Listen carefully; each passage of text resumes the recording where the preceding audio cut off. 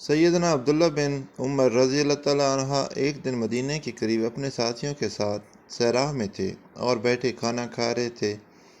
وہاں سے ایک چرواہے کا گزر ہوا۔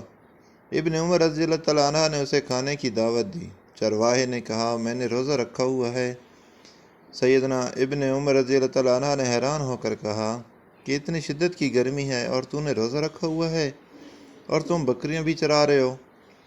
پھر سیدنا ابن عمر رضی اللہ تعالیٰ عنہ نے اس کی دیانتداری اور تقوی کا امتحان لینا چاہا اور کہا، کیا تم ان بکریوں میں سے ایک بکری ہمیں بیچ سکتے ہو؟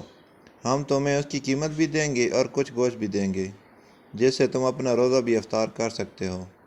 چرواہا بولا، یہ میری بکریاں نہیں ہیں، یہ میرے مالک کی بکریاں ہیں۔ سیدنا ابن عمر رضی اللہ تعالیٰ عنہ فرمانے لگے، اپنے مالک سے کہنا کہ ایک بکری کو بھیڑیا کھا گیا۔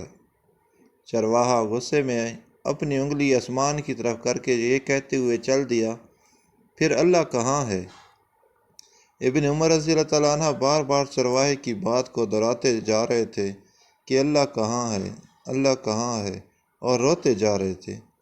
اور جب سیدنا عبداللہ بن عمر رضی اللہ تعالیٰ عنہ مدینہ پہنچے، چرواہے کے مالک کو ملے، اس سے بکریاں اور چرواہا خریدا اور اسے آزاد کر دیا اور بکریاں بھی اسے دے دیں، اور اسے کہا کہ تمہارے ایک جملے نے تجھے آزاد کروا دیا ہے۔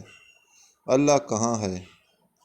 اللہ سے دعا ہے کہ تجھے قیامت کے دن دوزخ کی آگ سے بھی آزاد کر دے۔ آمین ثم آمین۔